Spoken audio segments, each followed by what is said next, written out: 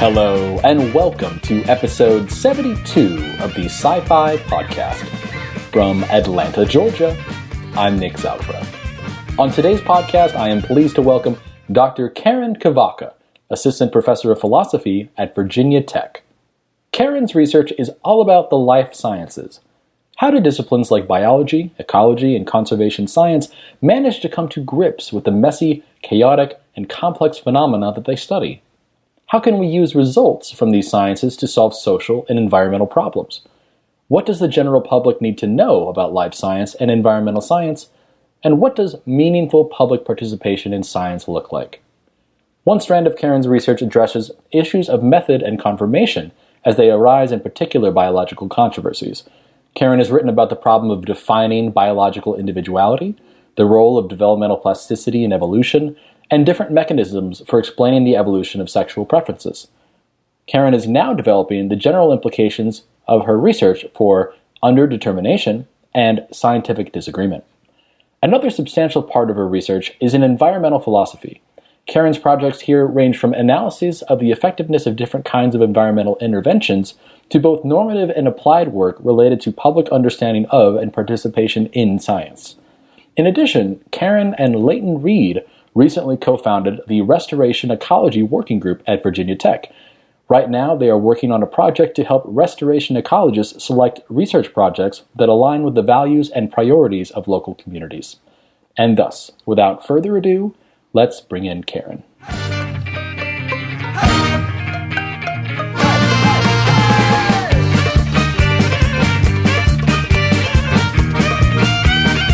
Dr. Karen Kovaka, welcome to the Sci-Fi Podcast. How are you this morning? Oh, just fine, thanks. Great. So where are you calling us from, or where am I reaching out to? Yeah, well, I work at Virginia Tech, but I'm on my pre-tenure leave right now, so I'm actually visiting at the University of Utah, so I am talking to you from Salt Lake. Oh, well, hello to Salt Lake out there. I actually happened to just pass through about a couple weeks ago. I have some family out there. It was the fall in Salt Lake is quite nice. Oh, it's amazing. Yeah, I wish I had known you were in town. I didn't even realize doing the pre-tenure. That's great. And yeah. I know from what I've learned about University of Utah, they have a very good philosophy of science program, very strong in philosophy of biology with a number of known philosophers of science. What led you to go out there to do some work? Yeah, well, so when I was first in grad school, the very first philosophers' work that I engaged with, like I went to Ishkabibble and gave my very first talk ever, and it was, picking a minor disagreement with something Matt Haber had published, and he was so kind, came to my talk, gave me comments, and we've just kind of gone back and forth, and he's been a really great professional mentor to me ever since. So that was what put First University of Utah on my radar. He, I guess, wasn't the chair of the department then, but has just stepped down from a term as chair of the department. So that's one reason. But also one of my very good friends in grad school, Carlos Santana, who was 1 year ahead of me in grad school, just got tenure at University of Utah as well. So, and then there's Joyce Havstadt, there's Steve Downs, a whole crew of philosophers of biology who I love to hang out with any chance I get. So seemed like the perfect place to come and spend a semester. That's great. How has it been, compared to your current stay at Virginia? Yeah, well, everyone is still adapting and doing whatever the COVID stuff is. So I haven't been in and around the department as much as I might have been at other times, but I've learned a lot of really cool things. So they have a philosophy of science reading group that meets regularly out here at Utah, and they have a really great format for the reading group, which is very simple but amazing. Everyone, before any discussion starts, goes around in a circle and just identifies one thing that stood out to them about the paper.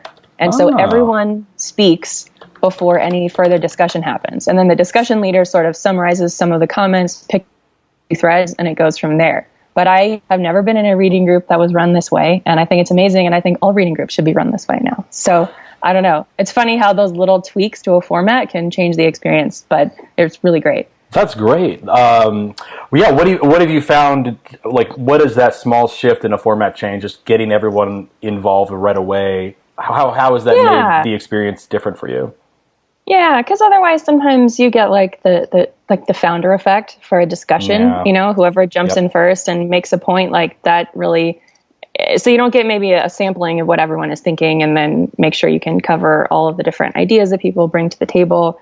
And I think it definitely reduces the chance that the same few people are the first ones to talk every time, which, it's a problem in classrooms. It's a problem, it's just, we all have different personalities and some of us are willing to jump in faster. And so if you just let anyone start talking who feels comfortable, the same people feel comfortable. And that's I don't think that's like bad or sinister, but this is a nice structural way to change that, which is cool.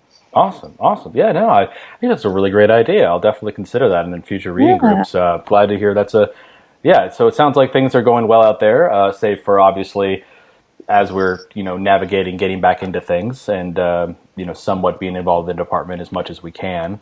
But something else to look forward to, I know, that you're going to be involved in is the PSA, Philosophy of Science Associated Meeting, which was scheduled for 2000 and I guess it was scheduled for last year, 2020, but then there was a talk about moving it online, and they decided, look, we're just going to move it forward a year. Everyone who's involved or who had papers accepted is now going to present in 2021 if they so choose.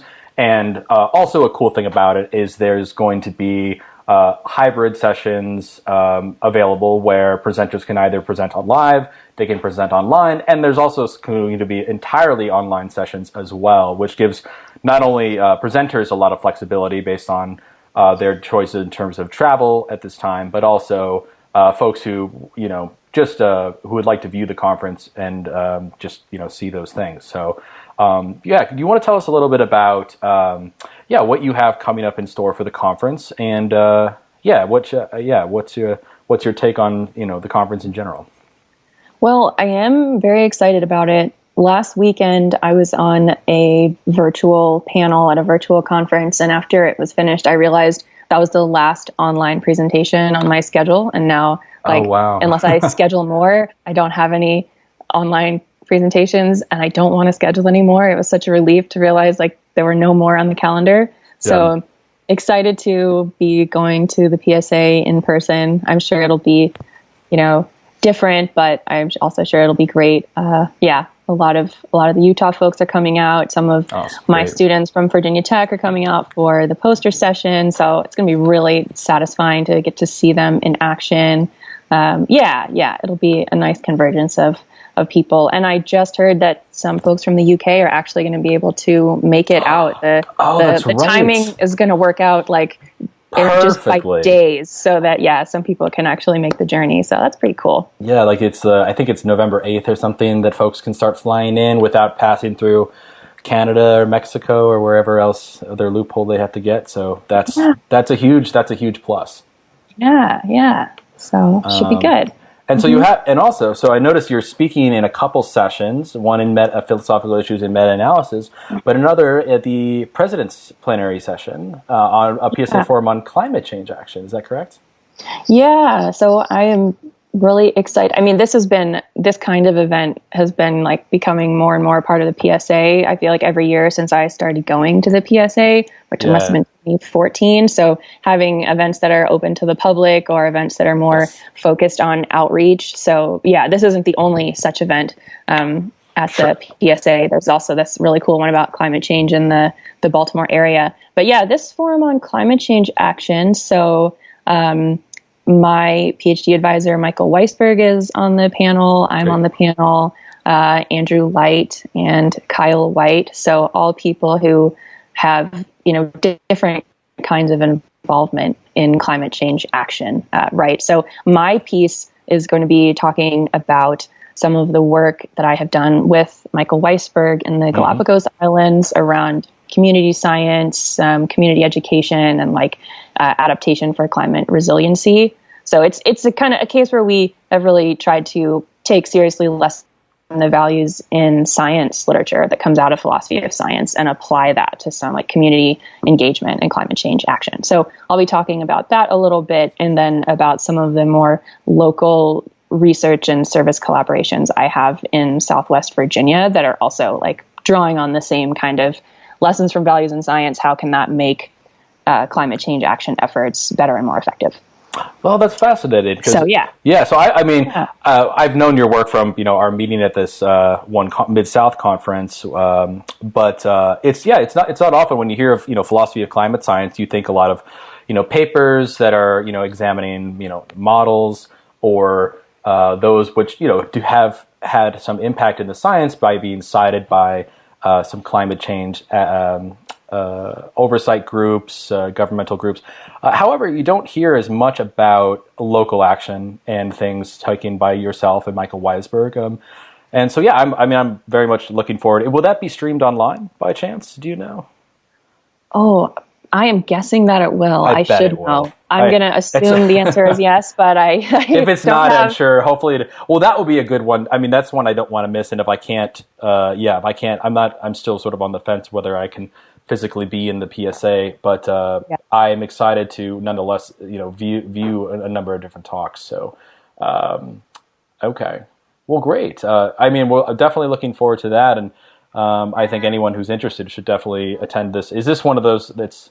I imagine it's like a 7 p.m. media session or something like that. One of the evenings. Yeah, 4:15 to 6:15 on Friday, November 12th, Eastern time, obviously. Yeah. Okay. And you can submit questions for the panel ahead of time online, which is cool. So I think that's a nice process for selecting discussion questions. Very cool. Yeah. All right.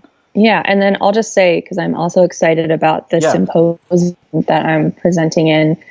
So that's a symposium about the philosophy of meta-analysis. Yes.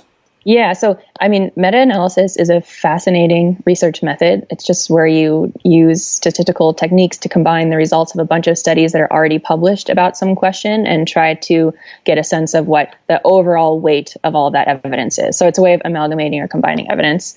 So philosophers have written some, but not all that much about it. It's like growing area though. So I think Jacob Stegenga wrote one of the very first things on meta-analysis and philosophy. And then a lot of other folks, Samuel Fletcher, Bennett Holman, I won't get the full list of people who have written about it, have added to that literature. So our symposium is wanting to broaden the lens that we use to think about or talk about meta-analysis, or the epistemology of meta-analysis, because a lot of the talk right now is just Stegenga kind of framed his first paper on meta-analysis around the question of, is it really the platinum standard of evidence? Because in the biomedical sciences, people will say it's the best kind of evidence you can have. I was going to say, what is this platinum standard? But that sounds better like than gold. Something better good. Than gold. Yeah. That's a very strong, okay. Randomized control trials are the gold standard, so they had to up the ante to describe how good meta-analysis is. A bunch of randomized control trials, okay. Yeah. Precisely. When you combine all of them, it is the best. Yes. Interesting. So much of the philosophy is just arguing about whether meta-analysis really is that good, which is an important question, but there are a lot of other good philosophical questions to ask about meta-analysis. So our symposium is going to get at a few of them. My talk is about how meta-analysis gets used in conservation science, because it just turns out that some of the issues and some of the questions and some of the upshots in conservation are different than they are in biomedical sciences. So trying to bring some other sciences into the discussion. That's what I will be.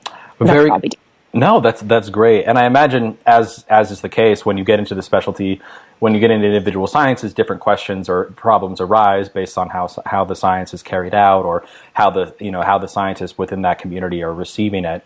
I know myself, having studied psychology early on, meta-analysis was one of the things that we kind of had to do early on in training before we even went on to do some kind of our own studies. It was a way, but that's fascinating, and that's really interesting to say. So in terms that it hasn't given a lot of, obviously scientific methodology has been of interest, and philosophers have looked at things like case studies or just experiment in general. So what do you think? I suppose I'm kind of curious as to just very briefly, what are some of the main questions around meta-analysis that you and your coworkers are thinking about, and perhaps then how are these questions different or perhaps more differently or warrant our attention as to some of these other questions around scientific methodology?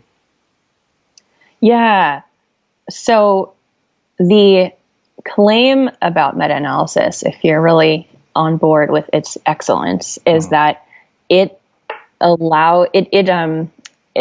manages to like more closely approximate objectivity than a lot of other research methods do. Sure. That it's going to, like, the way you're putting together a study is going to constrain all of the choices that researchers make, such that the results of the study aren't going to like ultimately boil down to like different choices or little biases. By combining all of these existing studies, that can all cancel out, and you're going to be better at separating the signal from the noise.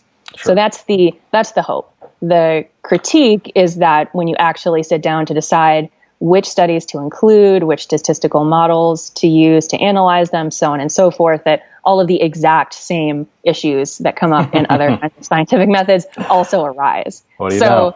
Yeah. So it's a question of like, is this method, does it really offer any kind of a way of transcending some of the setbacks of other ways of thinking about evidence, or does it not? And if it does offer, it's hard to imagine that meta-analysis would be so wonderful and so perfect it would solve all of those problems. Of course not. But then you want to think, okay, well, where is its place in the way we think about evidence? Like, what is the proper place to accord to it? So not, is it the best, is it the worst, but how do we contextualize it and think about it in relation to other ways of combining evidence and other ways of like generating primary evidence in the first place? Fascinating. Well, this seems another wonderful talk to go to, or another series of talks.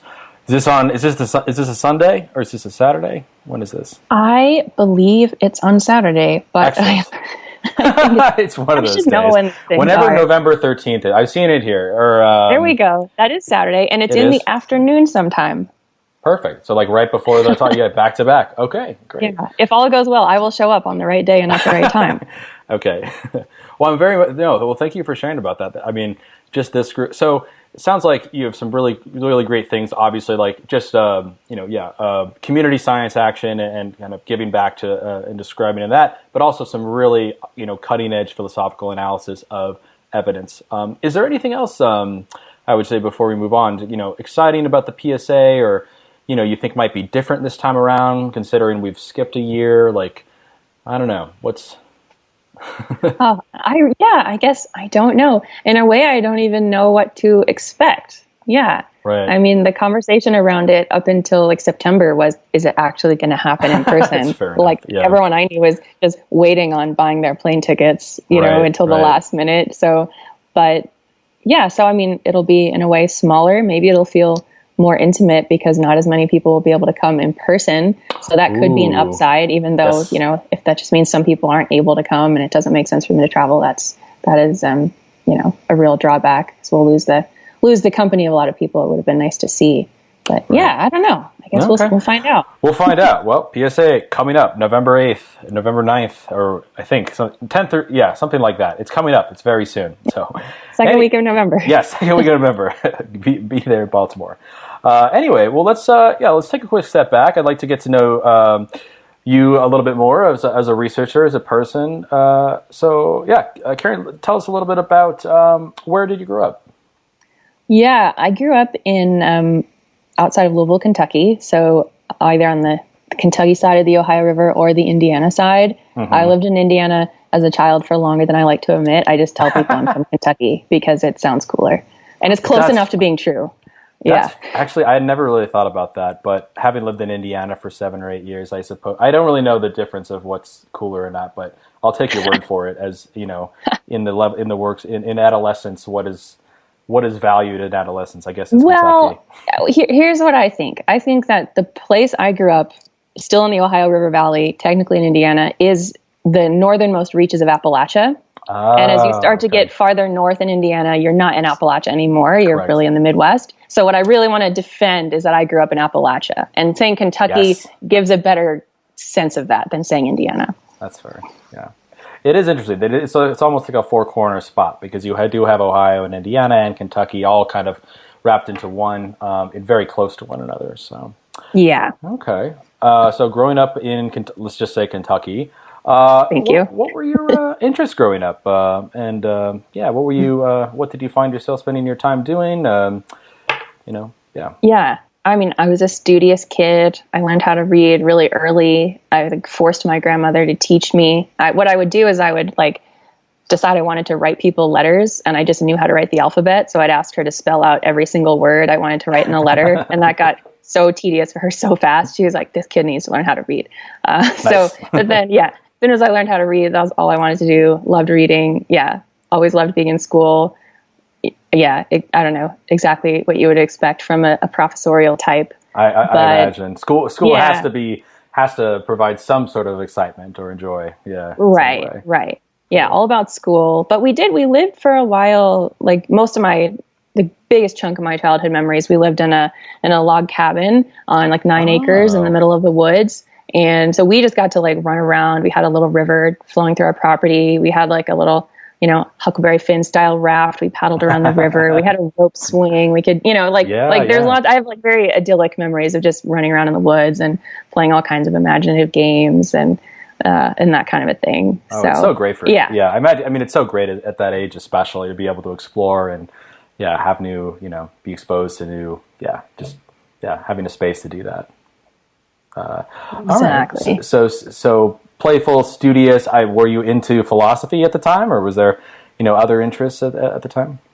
Yeah, I don't know. I think that the first time I ever learned anything about philosophy, I was as a middle school or early high school student, I started getting involved in like speech and debate competitions. Because I don't know, I saw some older teenagers who did it and I thought they were super cool and I wanted to be like them. So then I was like, I'm going to do debate competitions. And that's cool that older teenagers doing debate was like the cool thing. Like, that's awesome. Is it? I don't know if it I don't know if it really is, but I mean, I don't know. I'm saying like, I like that thinking.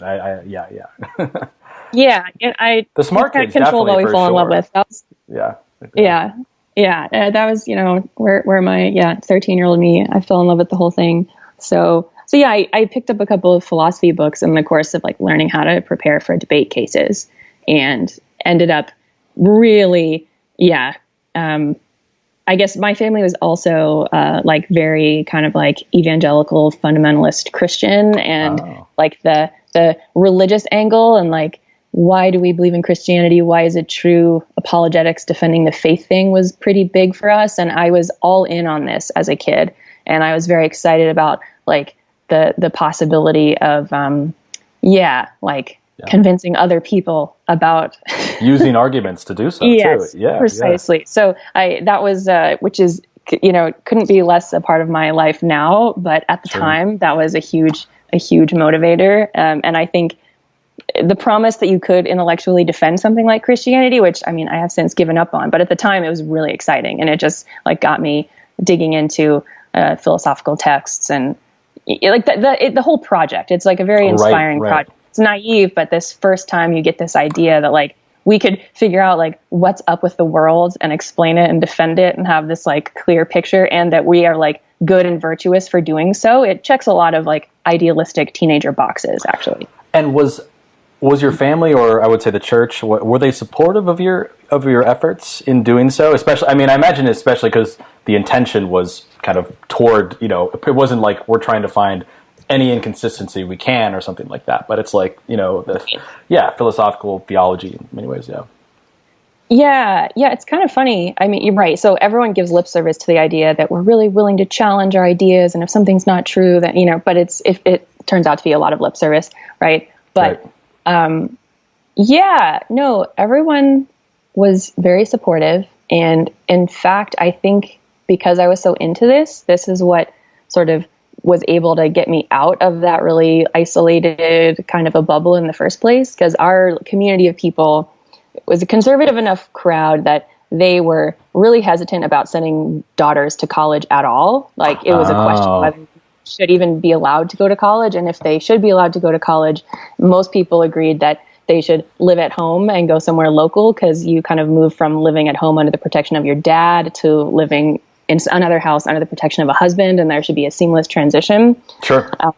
But I was excited enough about academics and passionate enough about the apologetic side of things that when I wanted to go to school somewhere far away and in a more secular environment, my parents kind of came around to the idea because, like, it's really funny. It's so silly. Like, the fantasy was I was going to be like a little like missionary at a secular college and like, you know, make converts. It's still kind of amazing, but we did think this way.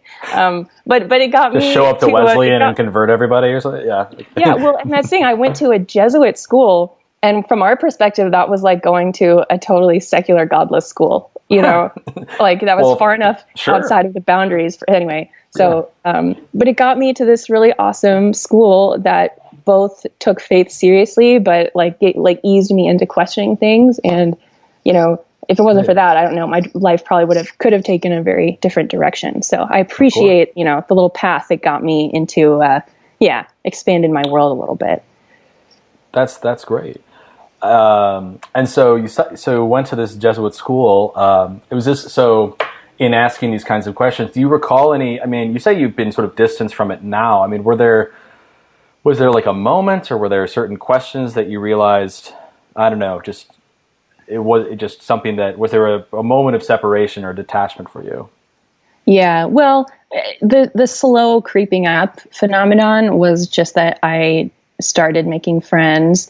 And after a year and a half or so, like a lot of my friends weren't religious. And I was really taught to think that anyone who wasn't religious was doing something really wrong, was missing out on like meaning and happiness in life. And we're fundamentally like confused and misguided. But, you know, you just spend time with other humans and the realization creeps up onto you that like they're fine. There's nothing wrong with them. They're not deficient. There's nothing lacking. So it just got harder and harder for me to like maintain that really strong line about the difference between people who were Christians and not Christians when I had all these friends who, exactly. And then, ultimately I like fell in love with someone and started dating someone for the first time, and they were an atheist, and that was like the obvious choice point, but there were a million little things leading up. Of course, that it wasn't just me up. Yeah. Okay. So no, that's always interesting to hear how people either come into their own beliefs about the world, about whatever you know, higher order things, or just like ways of how their web of beliefs are structured. All right. So as you're coming about this, is there so what kicked into gear, you know, wanting to pursue philosophy or philosophy of science? Like how did that come to pass? So I showed up at college planning to major in philosophy already. Loved it. After a year or so, also started reading poetry and novels by this guy, Wendell Berry, who's got this like agrarian environmentalism like aesthetic, and just fell in love with it. Was my like environmental awakening. I was like, oh, we should save the planet. And I should say at this point in time, like I showed up to college 7-day creationist, climate change denial, having real weird beliefs about science in the first place. But then I sort of came into this like, oh, wow, we should care about the environment. This is beautiful. So I also picked up a major in environmental geoscience.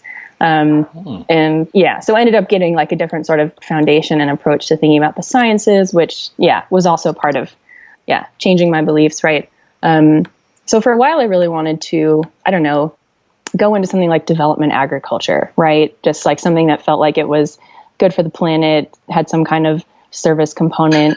But I was just a lot better at philosophy than I was at science. Like I looked at my GPA and I could see that I just hadn't, what it was to like be a researcher or something hadn't clicked for me yet in the sciences. And I was just like, every philosophy class I took, it was like easy and fun. It was like, I got it. I understood how it worked. And I had a couple of professors give me really great feedback about like, you have what it takes, that kind of a thing. Oh, that's great. So then, So then I learned that there's this thing called philosophy of science, where you can study scientific questions, but from a philosophical perspective, right? At this point in time, I was taking a lot of continental philosophy classes. So I was interested in like philosophy of nature from like a continental or phenomenological perspective. But I did take one analytic philosophy of science class also in undergrad.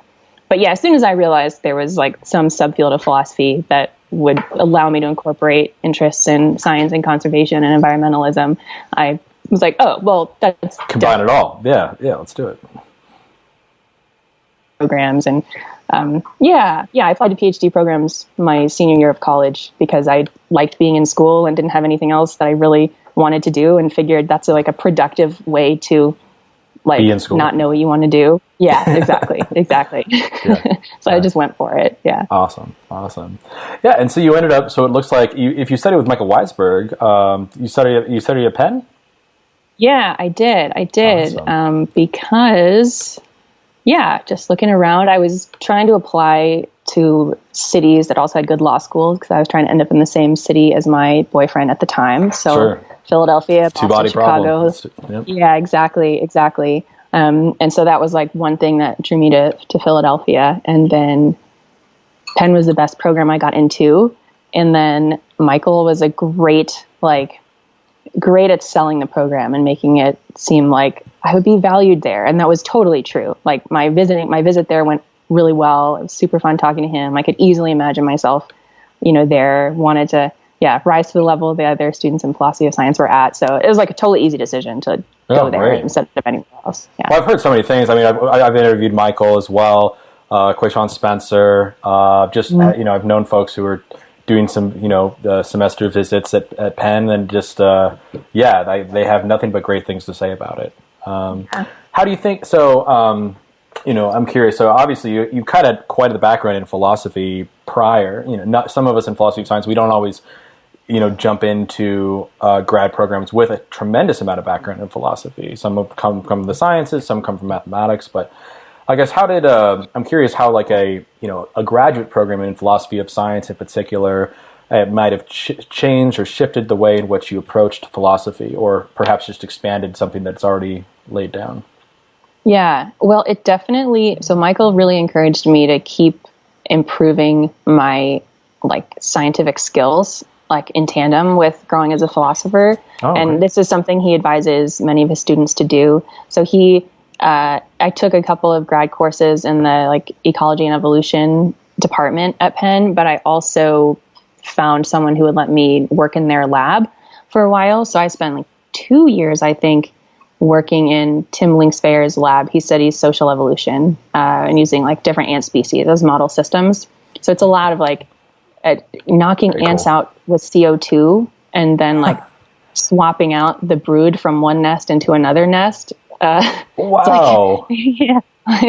Stealing their babies and giving them replacement babies. Oh, that's and then seeing, looking at co-adaptation, between the brood and the adults in the nest. Anyway, super fun. And Tim is a lovely person. I don't know. Yeah. It's be spending hours in the lab, doing little things under a microscope and talking about Game of Thrones at the same time. Super fun. Yep. But then I was going to lab meetings, and I just, more than my undergrad major, I think I understood what scientific research was about and how it worked. The big picture kind of clicked. So I got to, ended up on a publication out of that lab when I was in grad school, which was exciting for me. So Penn really emphasizes in philosophy of science the scientific practice side of things, which a lot of programs do now. I feel like that's almost the dominant paradigm in philosophy of science these days. But yeah, that's the standout thing about that program, I would say. Sure. Yeah. Fantastic. All right. Well, so I'm curious. So as you're studying at Penn, you're developing a research program, thinking about the kinds of things. What are some of I guess could you tell us a little bit about your thesis project and how that came about and what's become of it? Well, I showed up really wanting to work on ecology because I was still motivated by this environmental angle, but it was more the path of least resistance to write about evolution for my thesis. And I was and continue to be just utterly fascinated by just the basics, the fundamentals of the evolutionary process, natural selection and other processes. And this is just because I didn't really know what they were until I was in college, because I had all these other weird beliefs beforehand. And so I just sort of as a young adult got to discover the magic of it in this very pure way. So it was so fun to actually just get to sit down and puzzle about little intricacies of evolutionary theory. And that's basically what my dissertation is about. It's sort of about this, the like possibility of evolutionary change happening due to like developmental plasticity as much as due to genetic change. So yeah, just that, any genome could develop in a lot of different ways depending on the environment in which it's placed. And so if you have an environmental change that a population experiences, you might start to see what are like novel phenotypic expressions in that population, even without any genetic change. And those novel phenotypic expressions can be subject to natural selection. And so you can have like filtering out of some genotypes versus others without any like mutations or novel recombinations of genes. And that can sort of be the first step in the process of like further trait evolution. So it's just sort of like reverses the order of like gene first or phenotype first, the typical order in which we think about evolution happening. So that's an interesting possibility. It's interesting to think about. So a few different things that are interesting about it. How do you get evidence that one process versus the other is actually happening in a population? It's really hard. So there's fun questions about like, how would we actually study it? So I've written a little bit about that in my dissertation and some of my published work.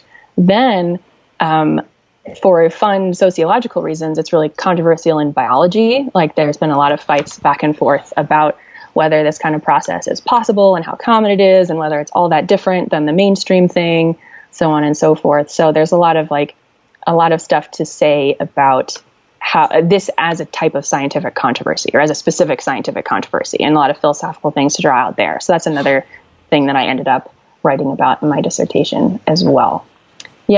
So that was my dissertation work, and I've written more about similar things since I finished my dissertation, but these days I'm trying to come back to that initial interest in ecology and conservation that like brought me into philosophy of science in the first place, and emphasizing that a little bit more than the evolutionary theory as of now. Okay. Well, I suppose could you, if you like, you could tell us a little bit about then, what, in terms of those kinds of questions you're leading you back to ecology, like what is on your mind in terms of that, and what's motivating this kind of return to that? Yeah.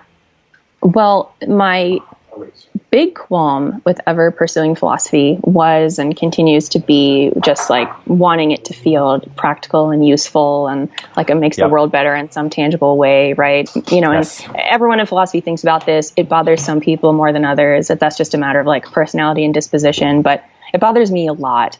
So working with scientists is one outlet where it helps me feel like philosophy is doing something good and something helpful, but also the possibility of philosophical like skills making other kinds of like concrete world improving action better is exciting to me. So this is like the community science, climate change stuff. That's like a big chunk of what I'm interested in right now. But I'm also really interested in, so as our environmental crisis gets more and more acute, if you are a land manager or a conservation professional or a researcher, you have to think about, okay, what kind of interventions can I put into place to like combat invasive species or protect the integrity of this watershed or increase the chances that this population that's endangered can thrive in the future.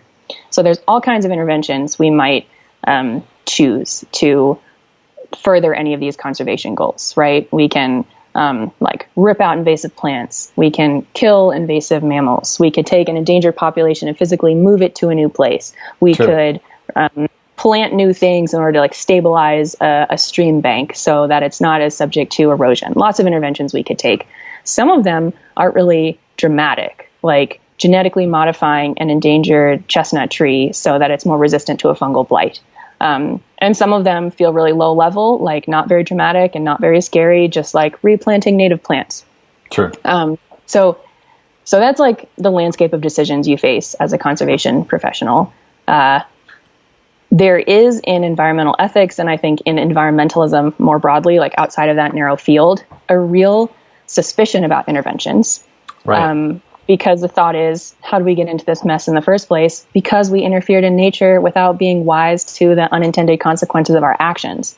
And that's a problem when you're trying to get rich by finding oil, but it's also a problem when you're trying to do the right thing. Like, you still have to worry about unintended consequences, even if you have conservation motivations. So there's something like a heuristic, I think, that runs through a lot of environmentalist thought. I call it the presumption against intervention. And it's just like, means you only intervene when you have to. And then when you have to intervene, do the smallest thing. Try to have the smallest intervention you can rather than the biggest one. Like, that should be your default. And the standard for going for some like bigger intervention is much higher than the standard for going for some more low-level intervention. So I want to know, is that a good presumption to have? Like, Can we defend that? And so to the extent the philosophers have talked about this presumption, they've more talked about like morally and ethically arguments in favor of it or against it. There's a lot less published on like epistemically whether it's justified. And I'm just really interested in like epistemically what kind of defense you can or can't give of that presumption. And it seems to me that there's a lot of empirical evidence from the conservation sciences that should be relevant to understanding whether this presumption against intervention is one that is good to have or not. So this is what brought me to meta-analysis, actually, in conservation. So yeah, that's the long way around connection. But what I would really like to write a book on this whole idea of environmental interference and the presumption against interfering in nature. So a lot of that will just be thinking about what kinds of evidence do we get from conservation? What does it say? There's going to be a lot on how can we frame or state this presumption so that it's actually testable instead of just like a vague like feeling, like to say that some interventions are bigger and smaller than others. What does that even mean? Nobody has really like hashed that out. So I would love to be able to, have some expressions or interpretations of the presumption that are a little bit more clear. And then, I think there's going to be a lot of like decision theory that comes into talking about this worry about unintended consequences. So, I feel like the next couple of years, those are the questions I'm going to be working on. And I'm pretty excited about it because it feels relevant and timely. And like when I talk about it and explain it to other people, I don't get like the blank look, like everyone is like, oh yeah, I see why that's an interesting question. That makes me feel good. Well, I think it's a really great next step. Or perhaps a parallel step to numbers of climate scientists and ecologists working in relation to climate science in terms of, what evidence do we have for the presence of climate science? How do we measure it? What can we predict? And then turning more analysis toward, epistemic concerns of what does it mean? What does it mean to respond to these questions, or what does it mean to respond to the current state of the world in terms of the kinds of interventions? I was kind of curious, do you have like an example of well-intended interventions that have gone wrong, or have or maybe they've done well, but I'm not sure. Like, what do you what did you have in mind?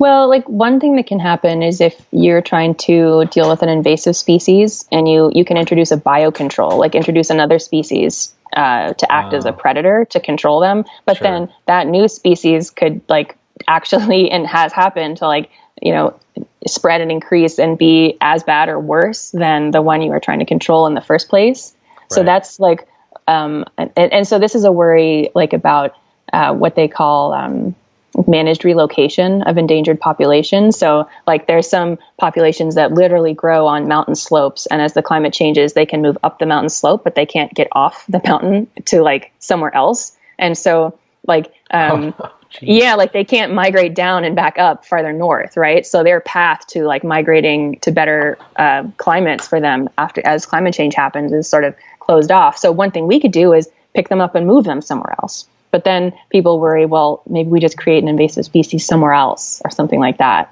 And it's hard to predict. We're not good at predicting which species will become problematic when they establish in a new environment and which ones won't. So it's difficult to say. So those are the kinds of unintended consequences people worry about. But then there's also just like, what if we try this and it doesn't work? and we spend a lot of money on it when our conservation resources are limited. Like, how do we know what's a good use of limited resources? So trying to eradicate invasive mammals from islands is one example. It is so hard to do. Even like a tiny island where nobody lives, you have to drop poison and come back year after year. And yeah, it's just really easy for a couple, and as long as you just have couple to hang around, literally two, the population can bounce back, and all that money you spent might be for nothing. But it seemed like a good idea because you wanted to save a species of bird that only lives on this island. And if you can't save them, then So both the unintended consequences and just the will it work are both, I think, the kinds of concerns people have. That's fascinating. So you mentioned before also your excitement with working with scientists. I mean, so is this something, when I think about, I know, like, I have an uncle who's like a wolf conservationist. And so he goes to these meetings and this isn't, necessarily related. I don't think he's high up necessarily in making the decisions, but he's not the top wolf guy. He's the top wolf guy. He lived in Yellowstone National Park for years, right? And working I'm with impressed. Working with science, he was sort of assisting, working with scientists, but very involved in that. But I mean, yeah, I guess my question is how can a philosopher of science like yourself, have a seat at the table, and what how are these kinds of questions as related to epistemic questions of, either decision theory or, as you mentioned, questions related to, this presumption of interfering, how can this have the impact that you're hoping for? How can your work, it might be in the form of the book that comes out that conservationists read, and, does this mean actually meeting with conservationists? What does that look like to you? Yeah. Okay. Awesome question. Yeah. I mean, I think as my view about this gets more developed and I feel really good about what I have to say about it, I mean, I would totally write papers targeted at conservation journals in addition to philosophy journals. That's, a great way to get an audience. But I think the upshot of this kind of should this be our general heuristic or not? That is it's not just researchers that you want to talk to about this, because researchers often a huge gap between researchers and decision makers. Right. So you want to, figure out, so you can write, policy white papers to reach more of that audience. That's on the written material. So basically for any audience, there are different written materials you can try to get to. But yeah, then there's all kinds of opportunities to put together workshops, and meet with people in person. Right. And I'm getting a little bit more comfort and facility with that kind of a thing as I work with scientists more. So I feel good about outlets and feel good about, it doesn't feel so hard and impossible to talk to people outside of philosophy about philosophical ideas right now, which is great. That's great. Yeah. And then the thing I'm doing right now that's the most collaborative with scientists. Yeah. There's a restoration ecologist at Virginia Tech named Leighton Reed, and he got in touch with me last year, and he's, looking for collaborators, as am I. So we put together a working group of people interested in restoration ecology at Virginia Tech. And we just met all year to get a sense of each other's research and get to know each other better. And then this year we kind of wanted for this working group to have a future. We need a project that we can really work on, to draw us together instead of just having a reading group for forever. And so the project that we identified, or the thing we identified we wanted to work on is, here's the setup. There's lots of restoration ecologists who would like to do research, pick research questions and implement restoration projects that they know that local communities care about and support. But it's really hard as a restoration ecologist to know what do local communities care about and what do local communities support. You're not really in an epistemic position. If you're really lucky, you might have some connections with nonprofits or community groups and you could consult with them, but that's not giving you a super representative picture anyway. And you don't really have the time and maybe not the skill set to try to dig into, okay, what are all things considered, what's a fair expression of community values and how does that relate to possible research questions? So what we'd like to do is make what we're calling a matchmaking tool. Basically, pick an area. We're looking at the Rappahannock River watershed in Virginia. Generate a bank of research questions in restoration ecology that restoration ecologists actually think are important and unanswered. Here's, the direction researchers are going in. Here's what they care about. Yep. Then identify really inclusively like a set of community stakeholders or just members, groups, and get a lot of people who are willing just to participate in an interview, run this bank of research questions by them and get a sense of which questions resonate with them, which ones they think are important and interesting, and which ones are flops. And then revise that research bank and basically have a list of research questions that are weighted by the amount of community interest in the question. Wow. So that researchers could go and look at it and use that to guide their selection of projects and research questions. So it's like a way of solving this epistemic problem that comes up. Like there's a lot of stuff in the values and science literature and philosophy about making science more democratic and the importance of attuning science to community values. But epistemically, it's not obvious how to do that, especially because some of the existing venues like town hall meetings predictably draw a narrow slice of people who don't really represent everyone. Sure. So, I mean, in our wildest dreams, what we'd be able to do is put together a process for like eliciting community values around research questions that other people could reproduce without spending too much time and money. Like, what's an efficient way of trying to matchmake between researchers and what people in the community care about that people could use elsewhere? Because if it takes a super long time and it's super hard and it's intensive, it's like that's a bureaucratic or something, and then you're like, not So helpful. The best thing that could happen is we would figure out a way to do this that other people could like conceivably do given the resources that they have. So, I mean, we're, looking at, maybe a year's worth of work to design it and maybe $10,000 or $15,000 to implement it, which is the kind of money that like you can usually get internally from many, like research institutions. Yeah. You don't have to win the lottery of like NSF funding in order to be able to implement something like that. Yeah, it's a decision process, and potentially a decision process that involves community collaboration, but perhaps, it's not. It doesn't. It's not. Yeah, it sounds like it could be particularly, useful. And is this a process that you could see involved? I mean, obviously, maybe outside of ecology as well. I mean, for other kinds of other issues. Yeah. I don't see why it's not generalizable to. Totally different research areas. Public health concerns or something. Exactly. Well, and in fact, we're going to draw so much on methodology from public health because public health has some of the best existing like community participatory research methods. That is definitely one of the places and one of the, like for this, all the climate resiliency stuff we do in the Galapagos, totally drawing on public health methods in order to, get any of our like ideas for implementing those projects. So exactly the kind of place where there's a lot of resonance.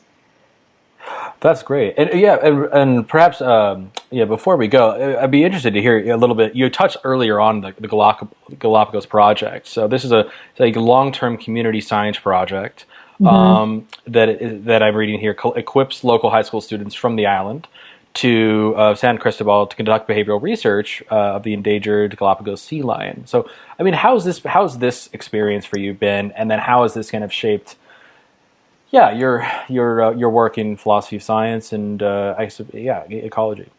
Mm-hmm. Yeah.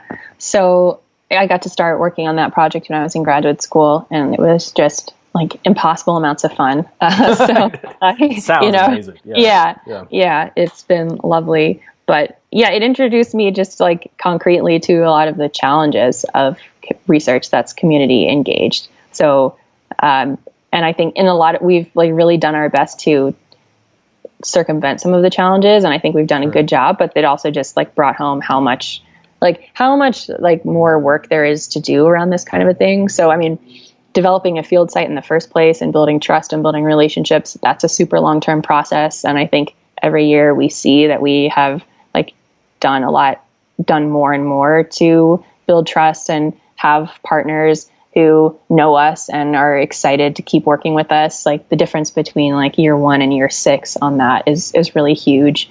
And then, we try a lot of different things. We work with school age students. That's what the Sea Lion Project has primarily done.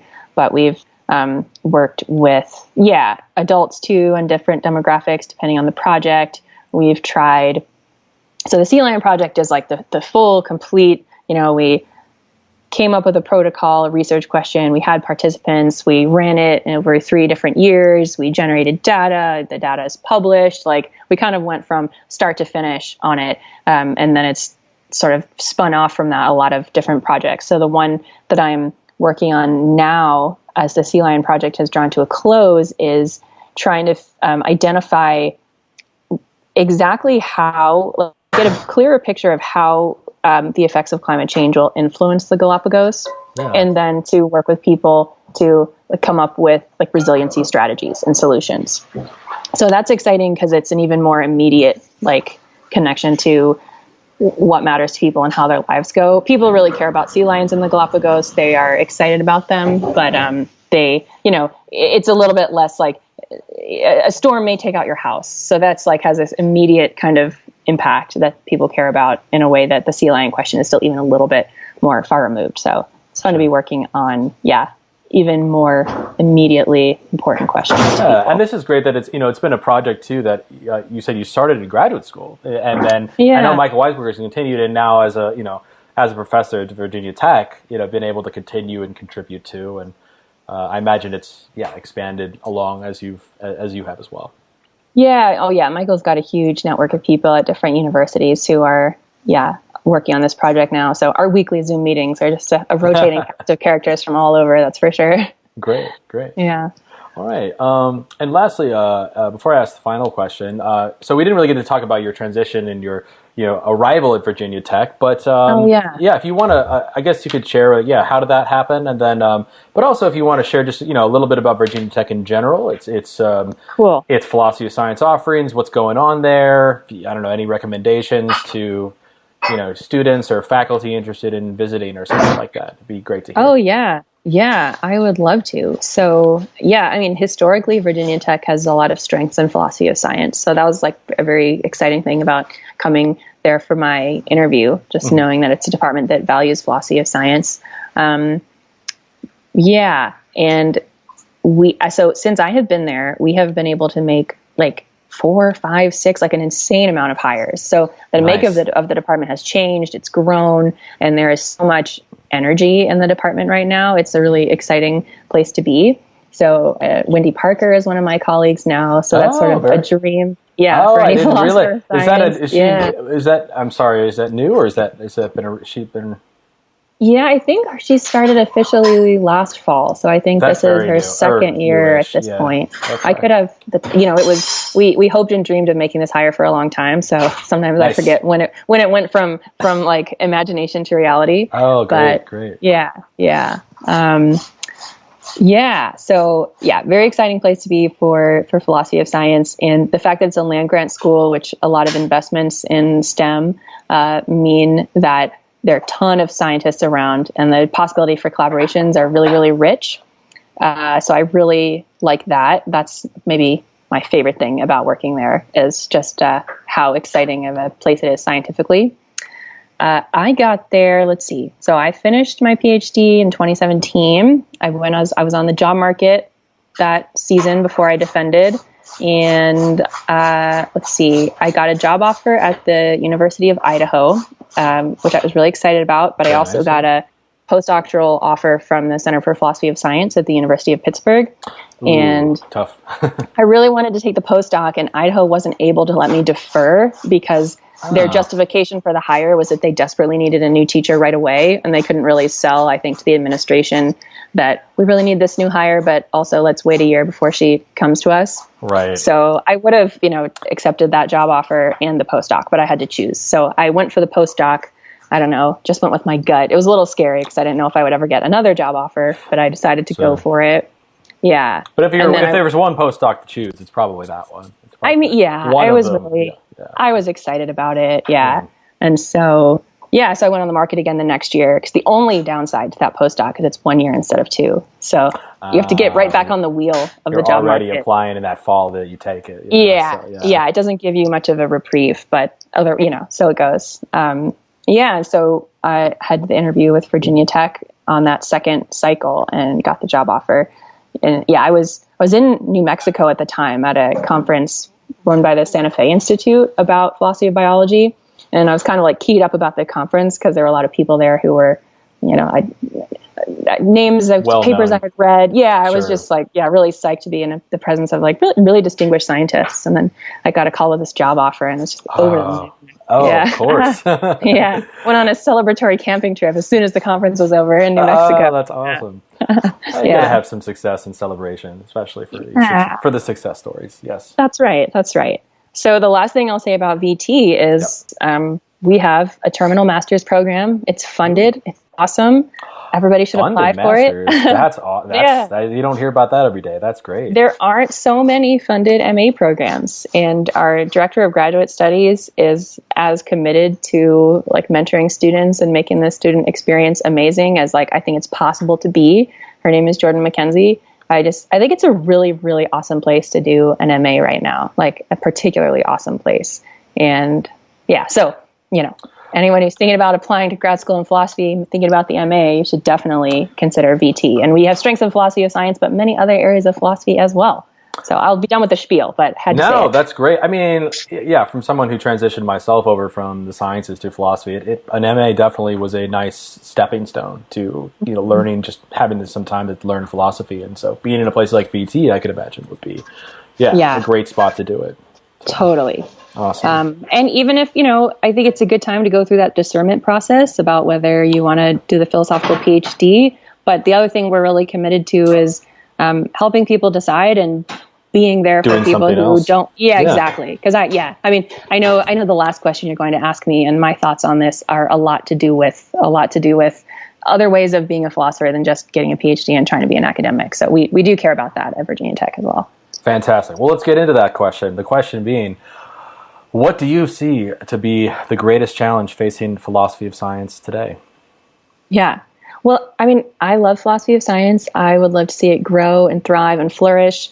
I kind of got lucky in a ton of different ways in order to have the job that I have now. And it's just so obvious that not everybody gets so lucky. And so it seems like, either we can just accept that philosophy of science is not going to be able to grow as much as we would like because the sorts of professional academic jobs available are really, really limited.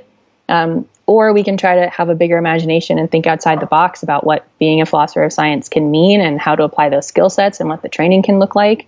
And it's not clear to me that anybody has an amazing model right now for like recruiting and training people with these skills and then helping them find rewarding careers that aren't necessarily as a professor. But if we really think that the skill set has a lot to offer and that it's a good skill set to have and it makes the world better, then we really should be trying with everything we can to, make it so that when you have this skill set, you have places to go with it. So, there's little things here and there that are great. Like there's this phenomenon of having scientists or philosophers embedded in labs and sort of consulting on philosophical questions that come up. Like if we could figure out how to grow that as a path for philosophers of science, that sounds like an amazing job. I would be tempted by that job. I think that sounds so cool. But just being more creative about different applications of the skill set and mentoring people and supporting people as they try to figure it out. I don't know. That seems like the biggest challenge. And I have, some ideas, but I don't think anything like a complete solution. But it'd be nice to have a lot more attention to that. We're increasingly talking about alt-act careers and all that kind of a thing. Right. So, there's momentum and stuff gathering around it, but I think, we still need to rise to the challenge even more.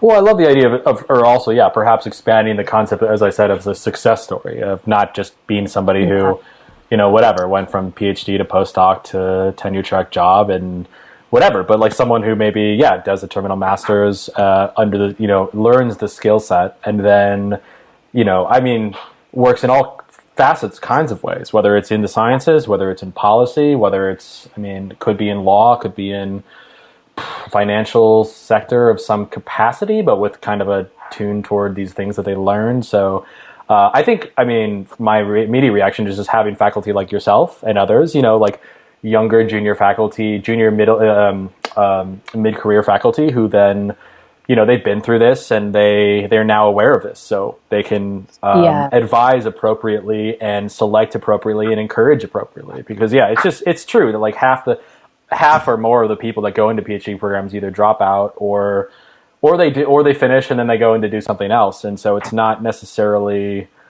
I still think there's space though for, continuing on in terms of, achieving positions in teaching and academia, but, it can be other things too as well. And also though, at the same time, not just like the only skill set that you've then learned is just to teach as an adjunct somewhere or something like that, which is obviously fine as well, but would be great to encourage, like there's other options too, basically. Yeah, just options where you can be treated better and valued for your labor more. So they have a really cool program that's in its early days at the University of Utah, actually. So their PhD program, I think, is one of the ones that has grappled the most seriously with how to advise students and mentor them and support them in ways that are like really open to a lot of different outcomes. So they have like an internship semester basically as a coursework option. And so they'll encourage people to like find professional mentors outside of philosophy and like tailor your dissertation research question to be about something that might be relevant to like the professional field you're interested in going into, if it's like bioethics or if it's conservation or land management. They'll support you learning other methods, like if you need to learn how to do any empirical methods for your PhD thesis, like to combine with philosophical stuff, but really try to build into the actual program, like finding you professional mentors, possible other careers, other skills, like a path towards doing that, So it seems like there's a lot. It opened my eyes to how PhD programs could be structured in ways that are more like useful to people if we're thinking about success, right, in broader terms, as you said.